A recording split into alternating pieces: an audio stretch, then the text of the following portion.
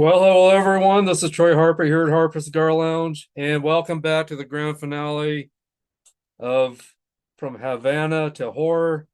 I am reading the final scripts of the original 1978 Halloween movie. Producers John Carpenter and Debra Hill. So I'm excited to read the last part of this movie, these scripts, and compare it to the movie. And I hope you guys will enjoy this episode. I am really excited to be back with you guys to finish this final episode. And I hope you guys will have a great time today. And all of you, thank you for subscribing to this channel, all of you that have. I appreciate all your support, all of you that have been with me from the beginning up until recent followers. Thank you to all of you. Without you guys, I wouldn't be here and I wouldn't want to be here or do this. So you guys are the reason why I'm here. And thanks for joining and thanks for subscribing. Please pass the word on to others that you know. Share this content with everybody you know. And if you're new to this channel, make sure you hit that subscribe button, hit the like, leave your comments, questions, and feedback for me. And again, share this content with everybody that you know and let them know about this channel. And make sure you give that thumbs up, guys, also.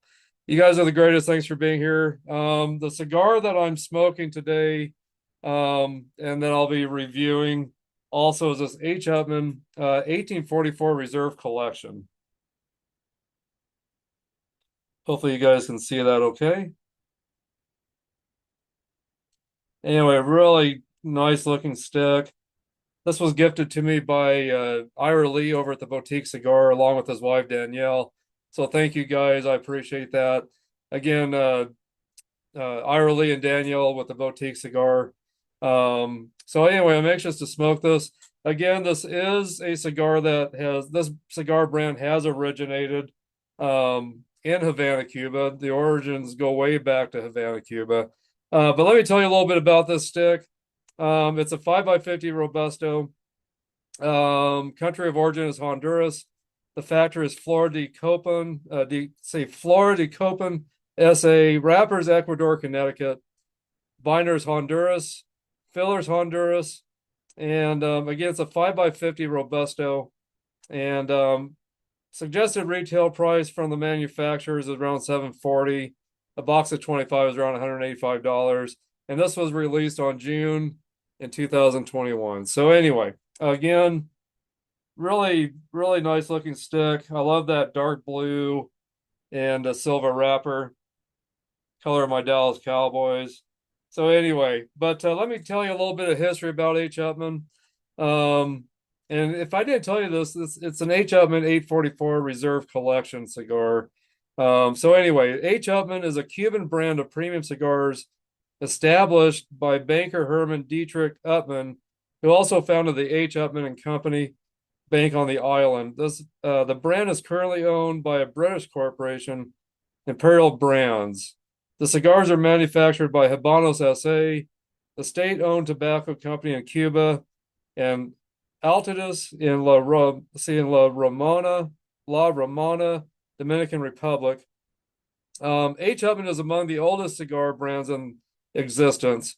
In 1843, banker Herman Dietrich Upmann, born on May 16th. I'm sorry, no. Okay, I'm sorry. This is the time he owned H. Upmann, the H. Upmann Cigar Company. So from May 16th, 1816 through 1894, H. Upmann had this company, and it arrived in Havana, Cuba to arrange business. He arrived in Havana, Cuba, to arrange business affairs for the firm of Gavin Horst and Company, an importing and exporting firm located in Bremen, Germany. Seeing the potential for further importing opportunities, Upmann purchased a local cigar factory. The factory located at 85 San Miguel Street in Havana, Cuba, began producing cigars under the H. Upmann brand in 1844. At the same time, he began a banking business, initially catering to tobacco dealers and manufacturers. Very interesting. Herman Upmann retired in 1890 and was succeeded by his nephew, Heinrich Upmann, who continued operating the business with his partners Heinrich Rutkin and Theodore Garbad. until his death in 1914.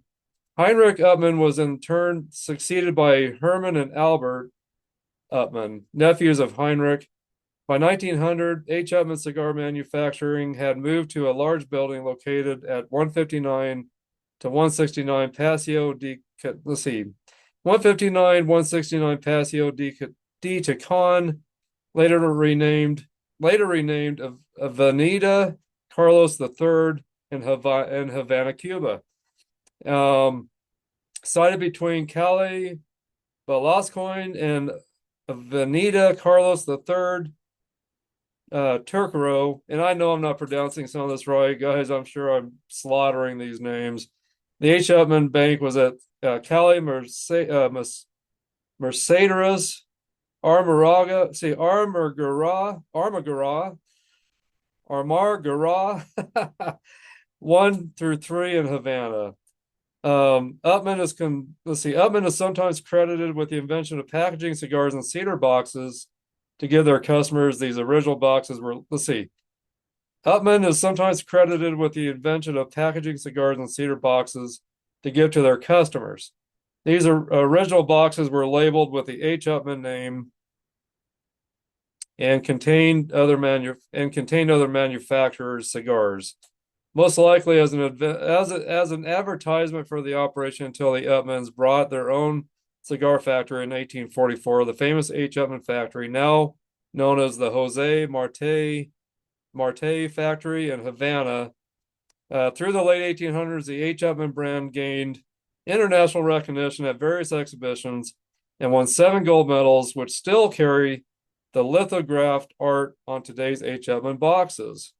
Along with Herman Upmann's original signature in North America, Charles Landau became the exclusive agent for H. Upmann cigars.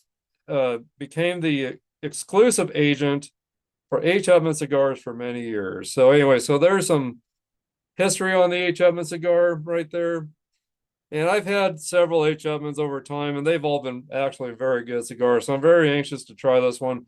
I'm more of a Maduro guy, but with the history on the cigar, definitely want to smoke it today.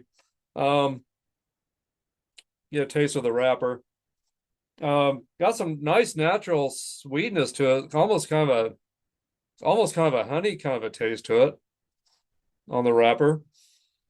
Smells really good. Smells like fresh hay, fresh grass, fresh hay. Wow, on the foot, getting a little bit of some cinnamon flavors or cinnamon scents. Wow. And some honey, maybe some caramel kind of a scent to the foot, along with some cinnamon. Wow. Whew, man, I am anxious to smoke this now. Boy, this smells good. Wow. Okay, let me get this clipped and then I'll get it toasted up and then we will continue on and get this party going. Using my son's Calibri cutter that he got me this last Christmas. So I've had it for almost a year now and it's been going very good. I mean, it's been a great cutter. Very sturdy, very nice feeling in my hand.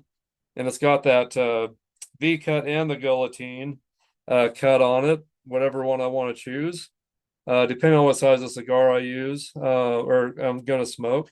It depends on which cut I'm going to use. But anyway, I'm going to use the V cut tonight.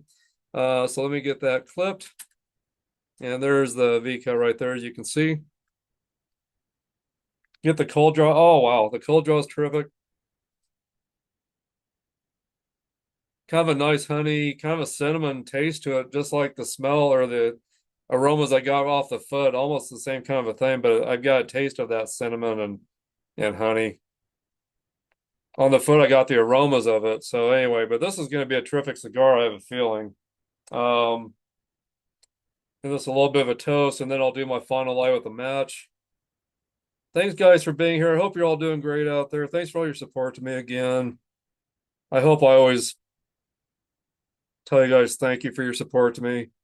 Without you guys, I couldn't be doing any of this and wouldn't want to do this without you, of course. So I'm just glad to be here again with you guys.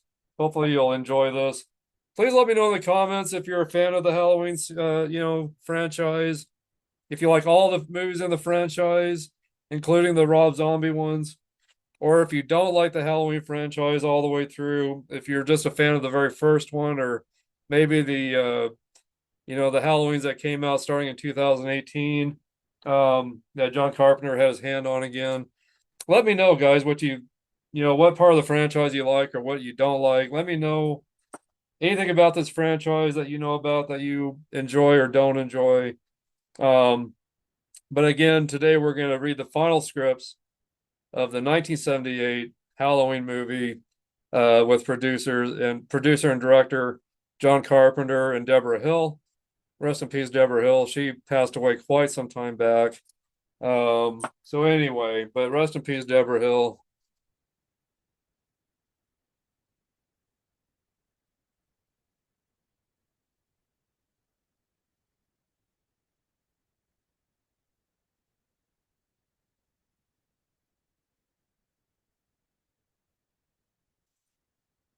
Got that in nice and red and orange. Uh, got that toasted all the way through evenly. It's really important that you get everything toasted evenly, or else you'll have one part of your cigar that tunnels up one side. It won't burn evenly through.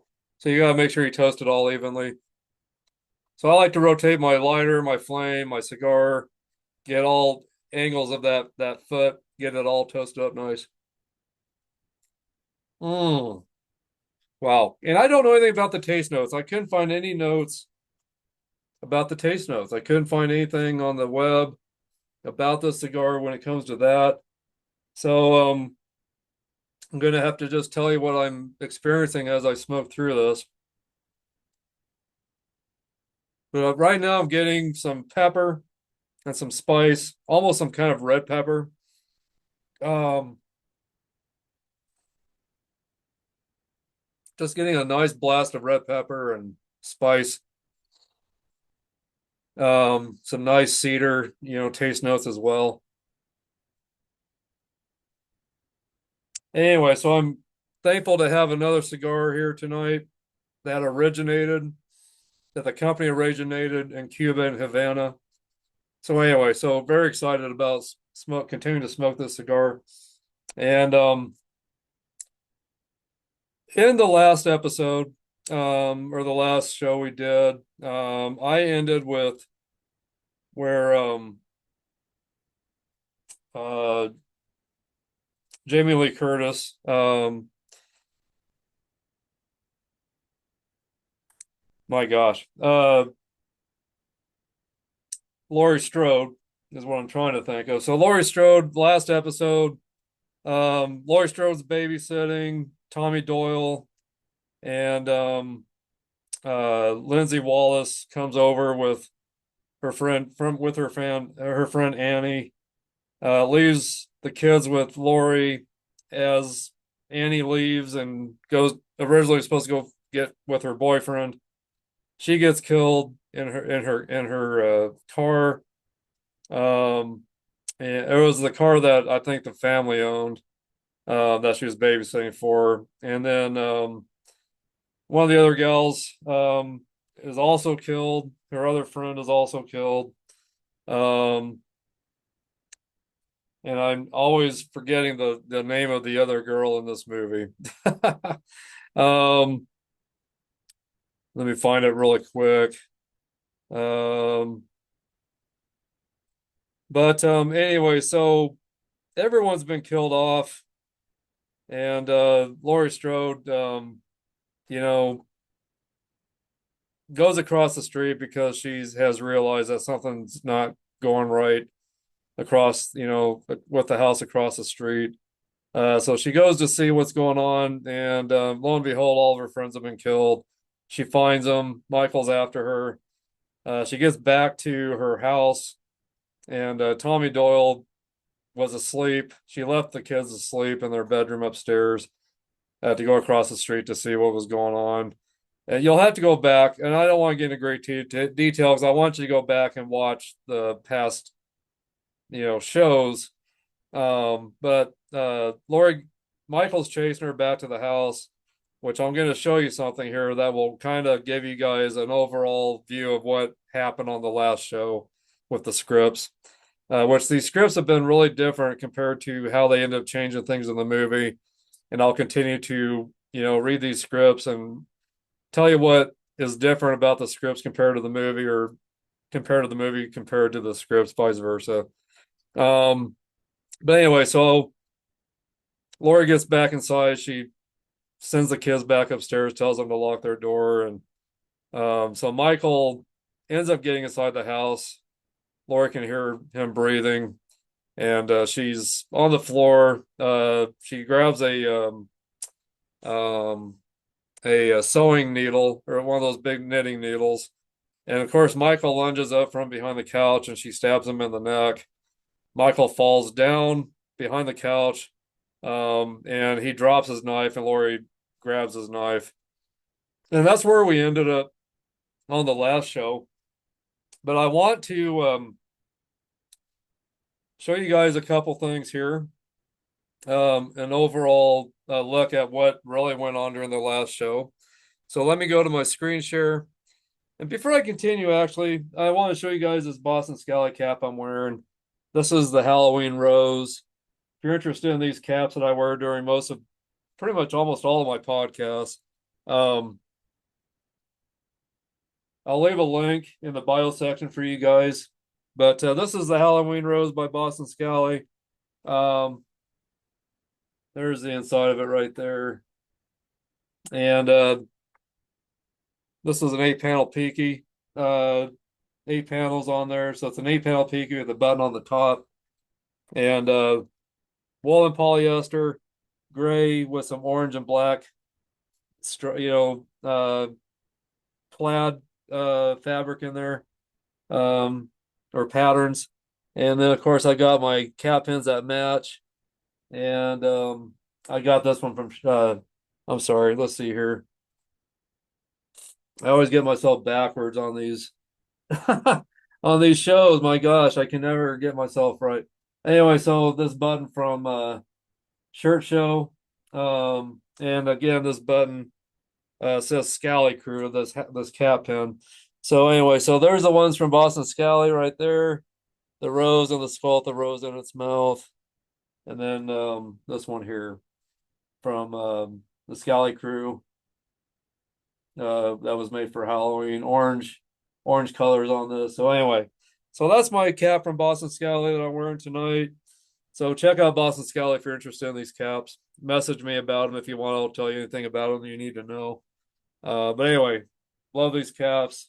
I got a lot of them, and I love every one of them. So anyway, let me go to my screen share, show you guys a clip to kind of sum up what happened on the last podcast or show that I did. And there's a couple videos I will actually show you guys here. But let's start with this one.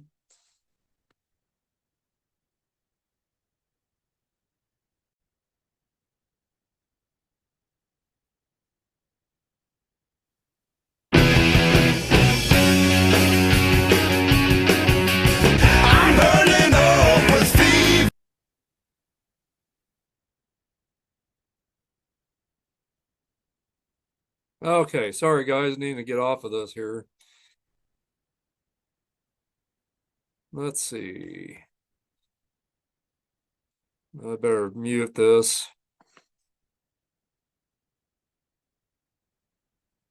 Okay. Well, I thought I had a pause. Let's see. Do I have a pause?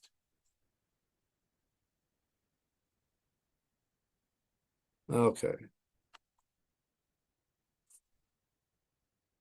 Okay, I want to look up one more thing because I want to have it ready. And that would be the final chase.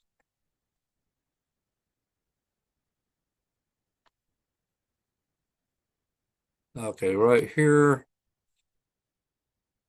So I want to play just part of this.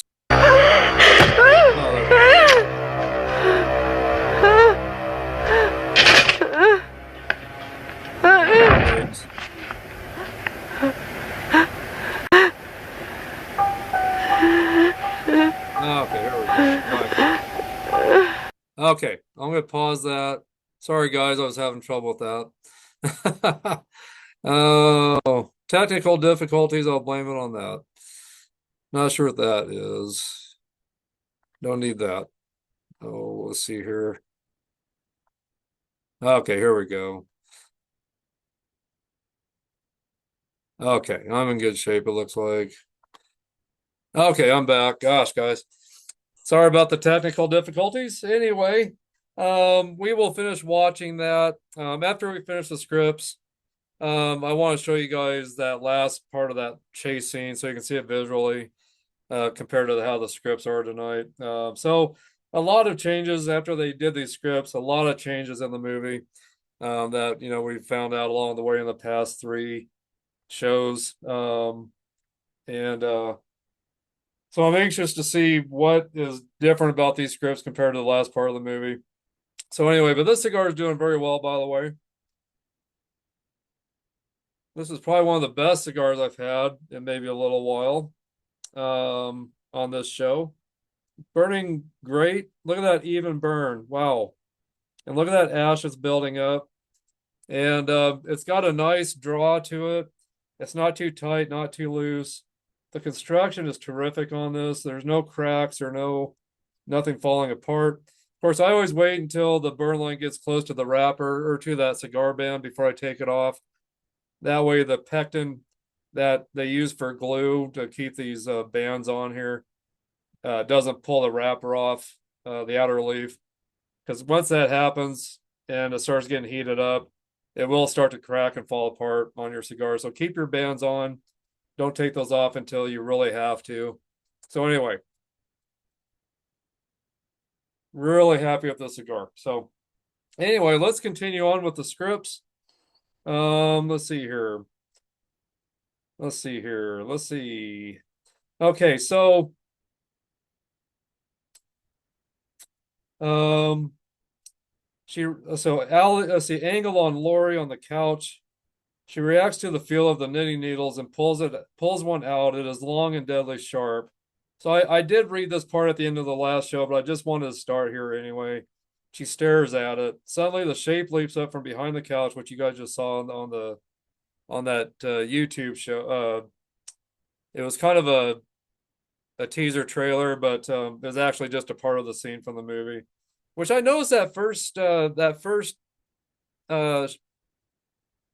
part of the show that I showed you that's up on YouTube here, it was very clear and very colorful. It must have been a remastered scene because it looked a lot different compared to the second video I put up to show you guys with that beginning of that second video, which again, we'll watch the final part of that video at the end of this.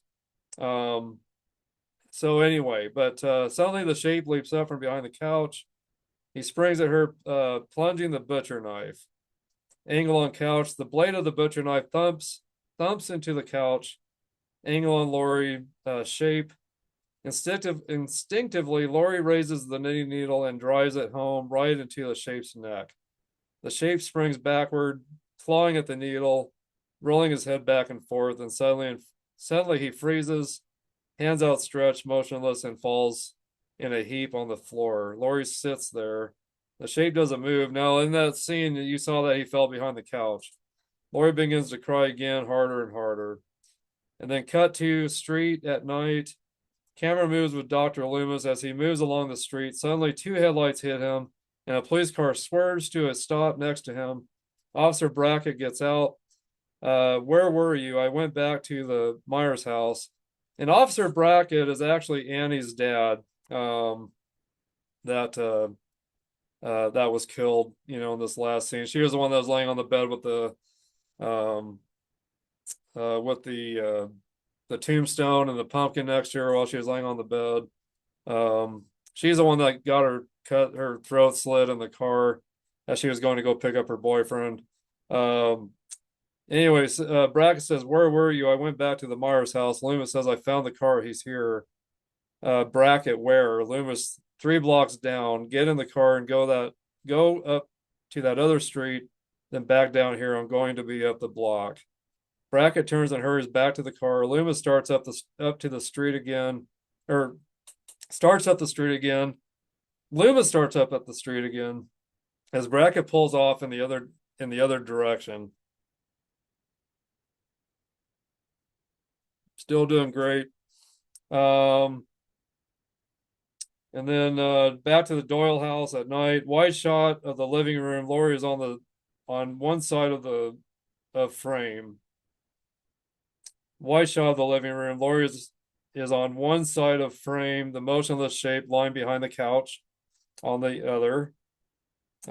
Slowly, Lori stands up, stares at the shape, and then moves to the staircase.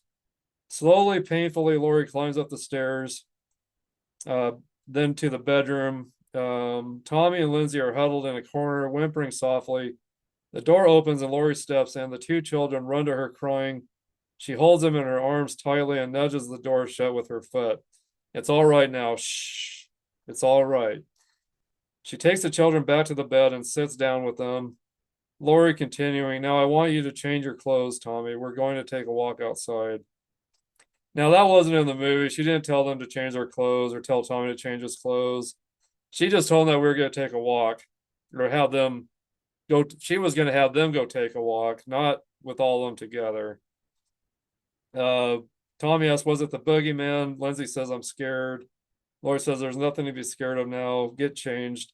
Yeah, so she did have anyone change their clothes or even mention that. Tommy says, are you sure? Lori says, yes. Tommy says, how? Lori says, I killed him. Tommy, but you can't kill the boogeyman. Suddenly, the bedroom door swings open. Standing there is the shape, the butcher knife raised. Both children scream. Lori shoves them into the bathroom and pulls the door shut, leaving herself outside in the bedroom. Lock the door, Lori says. The shape moves for her, slowly now, but relentless, the knife glistening. There is a click as the bathroom door is locked. Lori leaps away from the door and circles around the bed. Gosh, if I remember right, I thought she had gotten them out the door. I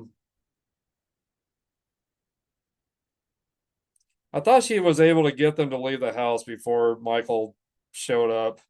And I could be wrong. I'm gonna have to go back and watch that scene again. I do remember her talking to the kids, and I do remember her talking to the kids, and Michael was kind of in their doorway. I can't remember how they got out of the house, but I remember they left. I could swear. But anyway, let's see what this says. There was a click as the bathroom door is locked. Lori leaps away from the door and circles around the bed. The shape keeps coming. Lori dashes to a closed closet and ducks inside. Yeah, I remember her getting the kids out of the house before all this happened. I went ahead and tapped my ass so I wouldn't have it follow me. I remember her in the movie. I'm pretty sure I'm 99% right, where she had told the kids that that she had killed him, and then he appears, but they were able to get out the doorway somehow. He was in a different doorway. They went out a different doorway, the kids, and they ran out of the house screaming, is what I remember. But let's read on. Lori pulls the sliding doors closed. Now she's in the closet in the bedroom now. In the clothes closet. Lori pulls the sliding door closed. Let's see here. I remember the movie Lori running away from him and getting into a different bedroom. It was in a different bedroom than what her and the kids were in. And she was gonna go out the window originally, but she decided to go into the closet instead. She took a wire hanger in the movie and wired the inside of the door handle shut so he couldn't open the door. Let's see, there's a click in the bathroom door, it's locked. Lori leaps away from the door and circles around the bed. The shape keeps coming. Lori dashes to a closed closet and ducks inside. Back into and now into the closed closet. Lori pulls the sliding doors closed and crawls back into the small, dark interior of the closet.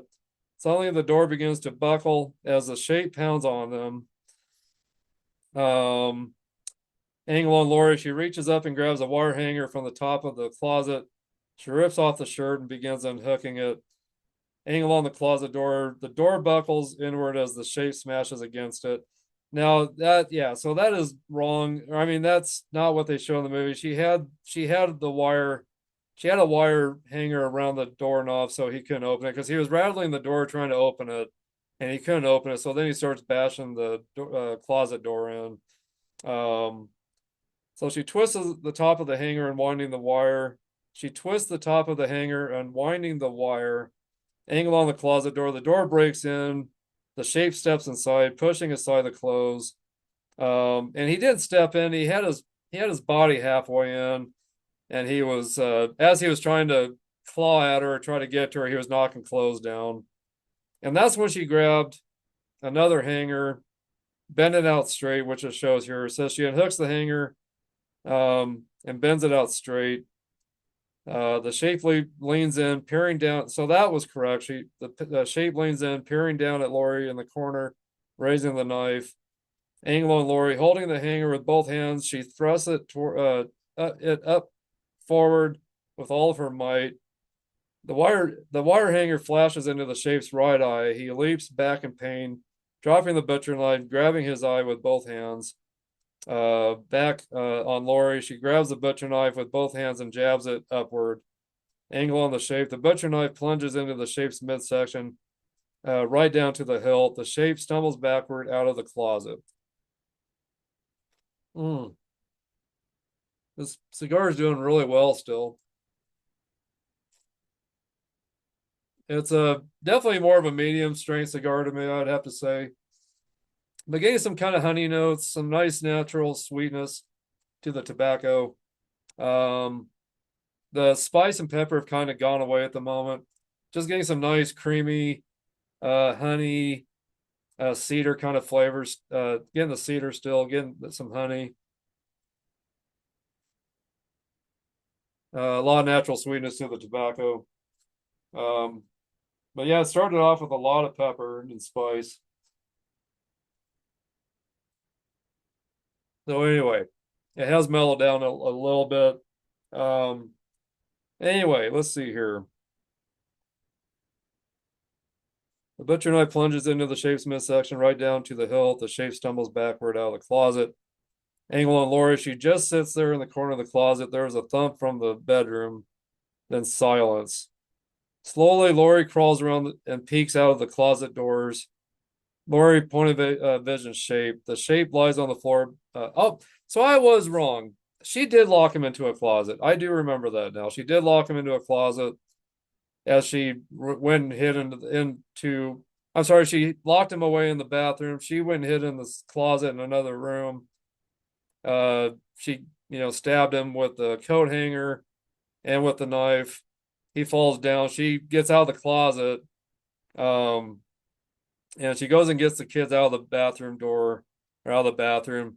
And as she's telling them they need to leave and go get help, that's when, well, I'll read this here.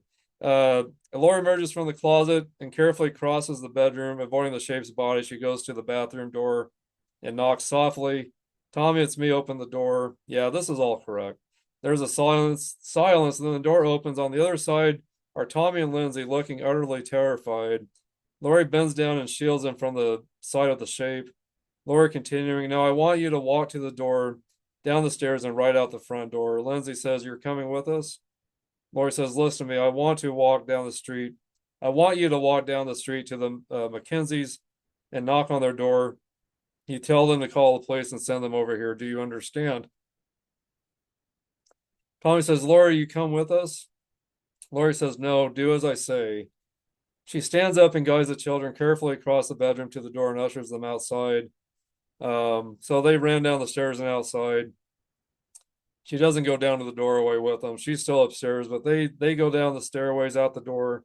She watches for a moment as they walk down the stairs, then slumps down against the door frame in an exhausted heap. External Doyle house at night. Tommy and Lindsay run out of the house and down the walk to the sidewalk. And they're screaming in the movie at this time, which it doesn't say they are, but they're screaming. They rush up the street as they leave. As they leave frame, we see Loomis on the other side of the street. Angle on Loomis, he watches the children with a puzzled frown. He heard the screaming from him. So he knew there was something going on in that house. Shrieking with fear, Tommy and Lindsay run up the sidewalk. Angle on Loomis, he stares at them for a moment, then moves to the Doyle house. Internal now, Doyle house, angle through the bedroom door at night. We see through the bedroom door. Um, I'm not sure what FG stands for. It stands for. Anyway, so sits Lori slumped against the door frame, staring at nothing, tears streaming down her face. Um, and behind her lies the shape. Slowly, Lori begins to pull herself together once again. She gets up on her knees, or gets up to her knees and begins to pull herself up to her feet. Her back is to the shape. As she starts to stand, the shape sits up and head turns to Lori, and the head turning to Lori. So the way Michael always sits up, he just comes straight up like that. He's laying flat. His body just comes up like this, and his head turns towards Lori. Very creepy sight. Um, let's see here. As she starts to stand, the shape sits up, the head turning to Lori. Close shot of Lori. Lori rises into frame, holding herself erect by grasping the door frame. Behind her, the shape rises up into the frame quickly and silently. Lori just hangs there on the door frame as an exhausted, ironic smile comes over her face. Well, kiddo, some Halloween. Now, she didn't say that in the movie. Slowly, the shape moves for let's see, his hands outstretched. Just as he is about to grab her, Lori manages to step out of the door. Angling the hall, unaware he is behind her, Lori limps towards the stairs. Suddenly, the shape jumps out of the bedroom and grabs her, hands around her neck. Lori screams. She twists and squirms and claws at him, her finger ripping into his mask. She pulls it off over his face, wriggles it out of his grip, and turns around. Close shot of Michael. The shape Michael stares at her with his one eye. He remember when she was downstairs and he lunged at her while she was on the couch. She stabbed him in the eye with the sewing needle or knitting needle. So he's kind of blinded in one eye. Let's see. The shape Michael stares at her with his one eye. He has a dank, white face with blonde hair. There is something completely inhuman about his features. The open mouth, the dark staring eye. Not eyes, but eye. So she did rip off his mask for a moment. It says she pulls it off over his face, wriggles out of his grip, and turns around. And then the close shot on Michael. The shape Michael stares at her with his one eye. He has a dank, white face with blonde hair. There's something completely inhuman about his features. The open mouth, the dark staring eye. Angling the hall, Michael lunges at her again. Suddenly there's a thundering explosion and Michael is blown off his feet. Lori falls back against the wall. Angle on Loomis, standing at the top of the stairs is Loomis, gun in his hand. He moves forward down the hall. And then Angle in the hall. Michael slowly gets to his feet, still refusing to die. Loomis stops and takes aim. Blam, blam, blam from the gun shots. So gunshot sound, blam, blam, blam. Michael is hit 3 times, each bullet throwing him backward further down the hall until he hits the window at the end and smashes through it. External Doyle house up angle. Michael falls from the second story right down into camera with a crash. Angle in the hall. Loomis rushes to Lori and bends down beside her. For a moment, she just cries in his arms, sobbing hysterically. Then she looks up at him with a glazed, wild expression. Lori says it was the boogeyman. Loomis looks down at her, then up at the shattered window at the end of the hall. Now, in the movie, I don't remember a shattered window. I remember him just falling out of the window. Well, actually, it kind of seemed to me like it was like a patio door upstairs because he was going backwards as he was getting shot by Dr. Loomis, and he's all of a sudden on their top balcony, if I remember right, and he falls back off of the balcony down onto the ground. He falls backwards off of the balcony onto the ground. But anyway, so Loomis looked at her, then says up at the shattered window at the end of the hall, which I'm gonna have to, it might show this in the video that I'm gonna show you guys, but if it don't, I'm gonna have to go back and watch this. But anyway, Loomis says, as a matter of fact, it was, when Lori asked if it was the boogeyman, Loomis said, as a matter of fact, it was. He walks slowly down to the window and peers out. Loomis's point of vision to the backyard. He looks out at the spot where Michael should be, and maybe there wasn't a balcony. Maybe he just fell out backwards out of the window. And I'm gonna have to go back and watch that. Unless what I'm going to show you guys will show that. But there's nothing there, just a trampled patch in the grass. He stares down with a growing fear. Then he looks out from the house. Loomis's point of vision. The backyard, the neighbors, the neighboring yards, the street, all are empty, quiet, dark. There's only the sound of the wind swelling in the trees. Michael is gone. Fade to black. Roll in titles. The end. Okay, so I wasn't sure if there was an ending on here that maybe wasn't in the movie. This was short today, to make up for all the times I kept you so long on the other podcast. So anyway, but let's watch the video, and see what it shows here on this video. I'm gonna go ahead and finish playing this.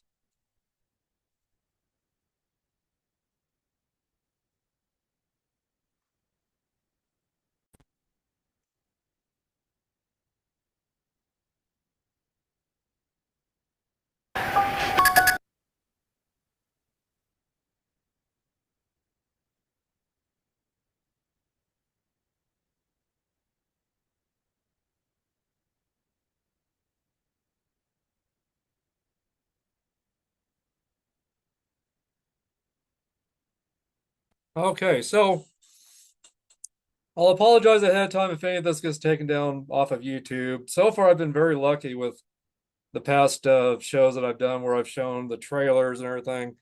But today I'm actually showing actual scenes from the movie, which they've had this movie up for free on YouTube to watch. So I'm guessing it's going to stay up, these, the scenes I've showed you today. But I was wrong about one thing. I was right about another thing. So the first time Lori had kind of battled with Michael Myers and she locked him up in the bathroom. She did, when she pulled him back out, she did tell them we were going to take a walk. So I was wrong about that. And then, of course, she, went into the whole battle with Michael again, and they were locked up again. And when she was in the closet hiding, so I was right. She did tie the doorknobs with a hanger.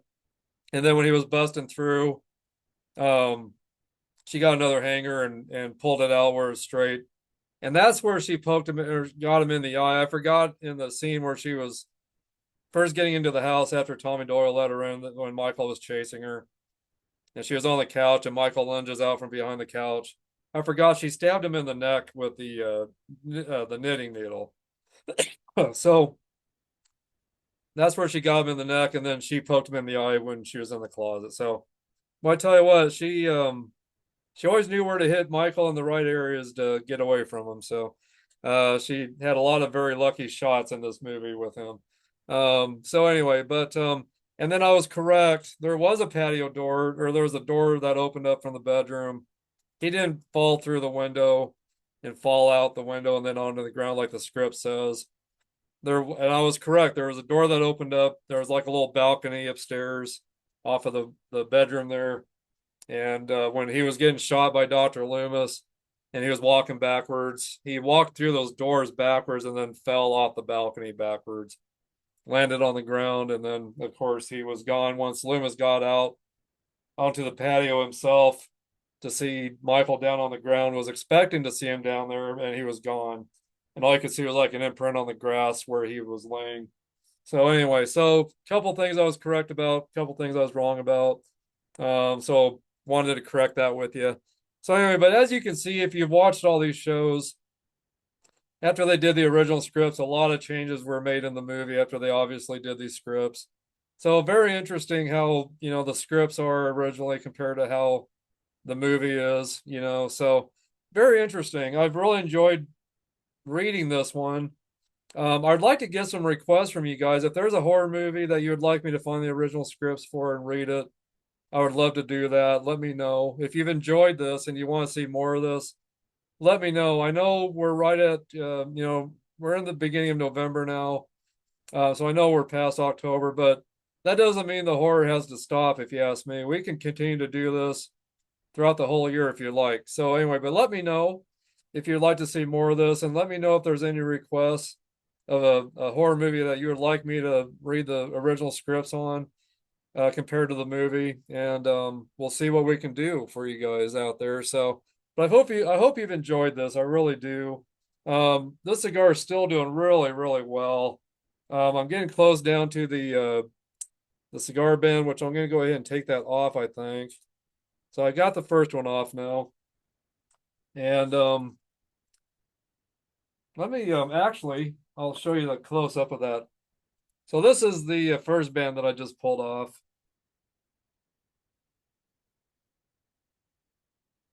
It says Reserve Collection. As you can maybe see that there. So nice, pretty blue and silver band. And then there's the rest of it right there. So anyway, but this cigar is doing so good. I can't believe how great that ash is building up, how that burn line has just been even all the way through. Ira, this is such a good cigar. Thank you for gifting this to me again. I really have enjoyed this today. Mm. And the draw is still great. I've not had to do one touch up or one relight with this cigar. It is just doing so well, so well. My rating on this is definitely a 10 out of 10. I love the taste notes. And like I said, I'm usually a Maduro guy, but I love the taste notes on this. It'd be a nice cigar for the morning time or for a nightcap. It's just a nice medium strength cigar. I'm gonna say more mild to medium instead of medium to full. And just very creamy. A lot of great taste notes of honey and that natural sweetness to the tobacco, some cedar. Um, Getting some slight spice right now, very slight. Just getting more of that honey and that creaminess, and that cedar still. And I went ahead and ashed it again, but boy, this has been such a good cigar. I can't believe how great this cigar is. Definitely gonna have to look into getting some more of these. For me being a Maduro guy, this is really a nice change of pace. And boy, I tell you what, it's just staying lit so well. Putting off a lot of great smoke, a lot of great aromas as well. Getting some nice cedar, some sweet cedar aromas. But my gosh, this is such a good cigar. Wow. I can't believe how good this cigar is. Like I said, every H. Upmann I've had in the past has always been good cigars. But man, I tell you what, this has definitely been one of the best H. Upmanns I've probably had. So good. Wow. I just can't believe how well this has been burning, how well it's been staying lit. No retouch or no touch-ups, no relights at all. And that burn line's just been so even all the way through. It's just been terrific. And the construction on this has just been terrific as well. Um, no cracks, nothing falling apart or anything. There's the other part of the band right there. So really, really pretty cigar band also. Really like that cigar band. So anyway, guys, I hope you've been enjoying this. Thanks to all of you that support me. You guys know who you are. I've done a lot of shout outs. So I'm going to continue to do those.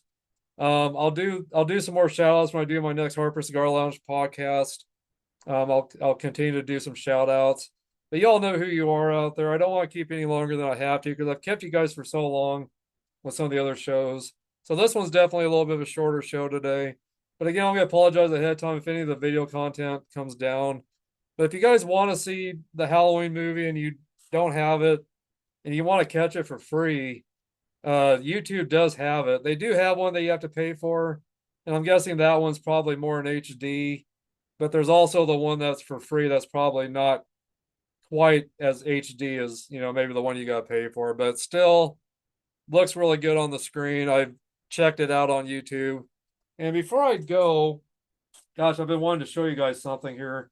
For a little bit of time, I was able to stay in touch with John Carpenter through a guy that I met. His name is John Eves. He's a conceptual artist for the movie industry. John Eves, again, is his name. He's done a lot of work with the early, like the very first Star Wars. He helped put the spaceships together, the little models. He has been a big part of all the Star Trek stuff, coming up with designs for the spaceships, for all the background scenes. And again, his name is John E. So I got to know him for a little bit over in Torrington, Wyoming, where I used to live. And we got to know each other. We'd have coffee together. His daughter was going to college in Torrington, Wyoming. So his family moved there while she was going to college. And we would have coffee every day. And he was telling me about, everything. And it's a long story of how I ended up meeting him, but maybe I can get into that sometime. But uh, um, so I'm just speechless. This whole thing, how it happened. I'm gonna have to I might have to just do a podcast on how I met John Eves and how I got to meet John Carpenter. But through John Eves, got to know John Carpenter for a little bit. We would talk on the phone, talk through text, myself and John Carpenter. And I had asked him if he would do, if I sent him my Blu-ray, if he would sign it for me and personalize it to me. And he graciously did. Um, I'm gonna cover up. I'm gonna cover up his address because I don't want anyone to see his address. But as you can see, it says John Carpenter right there. Um, Trying to get my hand down a little bit lower. So as you can see, it says John Carpenter that I sent him a prepaid package. I got his name and address on it. And as you can see, it's got my name right there. My old address is right there. And I sent him a prepaid post. I sent a pre-postage or a prepaid package with the stamps on it already. I put this inside of another package along with my Blu-ray. And so he sent it back right there. It says to Troy. And I asked him if he would write this on there for me. He graciously did. It says to Troy, you're always entitled to one good scare. Best, John Carpenter. So this is something that I will always cherish. And so there's my, nothing, I kept the Blu-ray here when I sent the case, I kept the Blu-ray here. But anyway, but that's the inside of the Blu-ray. There's Michael Myers there. But anyway, so I was so excited that he agreed to do this for me. And we did lose touch. He ended up changing his phone number along the way. And John Eves had moved away back to California to do some more movie work and just kind of lost touch with these guys over time. I hope I will get in touch with them again sometime. But John Eves, if you find this, I still have the two videos that you lent me in great shape. I've got them still here. And if I can ever find a way to have any contact with you, I'd like to get those back to you. But I'd like to get my Psycho movie back from you as well that I let you borrow. So anyway, but yeah, and I'll have to show you some autograph stuff from John Eves sometime that I got. But I'll have to do a podcast on how I got to know John Carpenter and how I got to know John Eves. It's a great story. It's something I'm very proud of. So anyway, but yeah, so there it is again. To Troy, you're always entitled to one good scare. So anyway, I just love that he did that for me, and I will always cherish it. I always keep it in the envelope that I sent him. Just knowing that he touched this, and touched my movie, his hands were actually on this. It's something I'll always cherish forever. So, but he does live in Hollywood, California. I'll let you know that part. But and many of you might know or not know, but a lot of the Halloween movie where it was taped was actually in John Carpenter's neighborhood where they did this movie. If you guys didn't know that, now you do. So the uh the whole city was supposed to be in Haddonfield, Illinois, which was made up, of course. But it was supposed to look like Illinois, but it was actually California where they filmed this movie. And they had pieces of paper that they had painted to look like leaves that they would spread all over the ground, in people's yards. And then after every scene, they would gather all that back up and reuse it for other scenes. Pretty fascinating. It was a very low budget movie at the time. John Carpenter didn't have a lot of money for this movie. He was only given so much money for the movie to make it, so they had to cut corners wherever they could. And, everyone that acted in this movie would help with camera work, would help with different things, so John Carpenter could save money. John Carpenter did all of the music himself for this movie because he didn't have the money. He didn't have the money to hire a composer, so he did all the music himself. So anyway, just a lot of really really cool stuff of things I got to know about how they saved money on this movie. I got to know a lot of this through John Eves and John Carpenter himself. And of course, there's stuff on YouTube about all that as well. So, just yeah, there's a lot of great information on YouTube about how they've made these movies, and so check them out, guys. Check it out. So, anyway, guys, thank you for joining me. Again, this was the H. Upmann 1844 collection. This was the 5x50 Robusto. Again, country of origin is Honduras. Factory, Flor de Copan, SA. Wrapper is Ecuador, Connecticut. Binder, Honduras. Fillers, Honduras. Length is 5x50 again. And manufacturer suggested retail price is $7.40 per stick, or a box of 25 for $185. Released on June of 2021. So anyway, guys, great stick. If you ever run into one of these, make sure you grab it up. I am just impressed as hell with this. Still doing wonderful. I can't believe it, man. This is one of the best sticks I've had on any of my shows. So anyway, H. Upmann, wow, you guys have done a great job on these cigars. So you must have some really great hand rollers, or that made these sticks. Of course, you guys all know that premium cigars are made by human hands. But anyway, you guys must have some great, rollers, because every cigar I've had has been great, but this has been the best so far. So anyway, guys, hope you've enjoyed my scenery back here and my Halloween shirt. I got the this glows in the dark where it says Halloween down my sleeve. This kind of glows in the dark too as well. So anyway, I hope you enjoyed all this, guys, and I'll leave a link, for this cap for the Boston Scally Company. Check out all their great caps. They still have some of these, so if you're interested in the Halloween rose that I'm wearing tonight, make sure you check it out. And then you'll have to go to Shirt Show. If you look up on Facebook, Shirt Show, you'll be able to find, I'm sorry, this cap pin right here. So I still get backwards on these cameras. So anyway, well, guys, thank you for joining me. Thanks for being with me.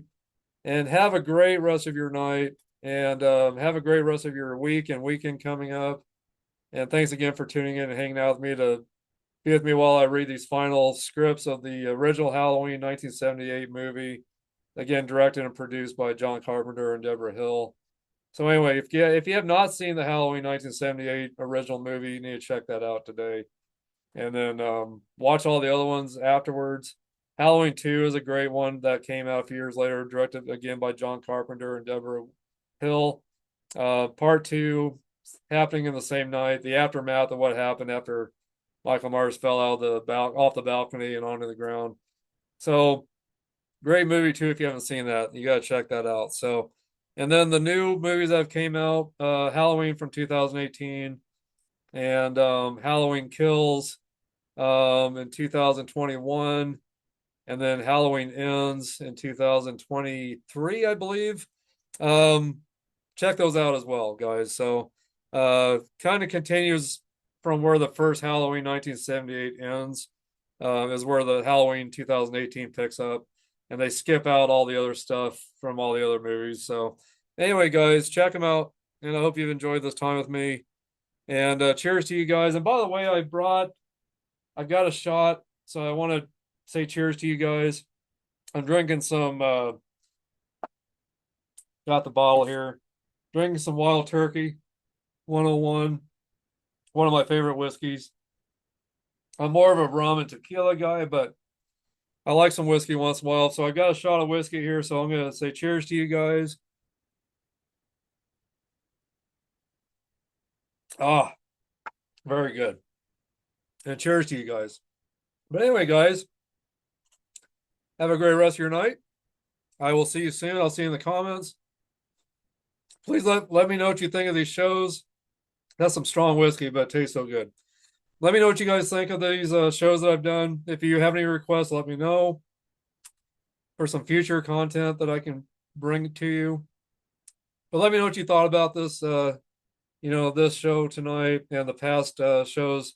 Um, again, this part 4 series is called From Havana to Horror, and pairing great movie scripts with a great cigar from Havana. So every cigar I smoke's been originated from Havana, Cuba. But guys, even if you have any ideas for some cigars you'd like me to try and find to smoke in the future and review, along with some different content, some different original scripts of some other horror movies, please let me know, guys. But please give me some feedback. Get involved in the conversation of what you guys think of these of the Halloween franchise. Let me know what you like or don't like about them. Anyway, guys, I'll let you go.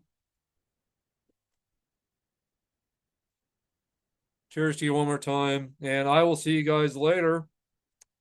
Have a great rest of your night, and I'll see you soon. Bye bye.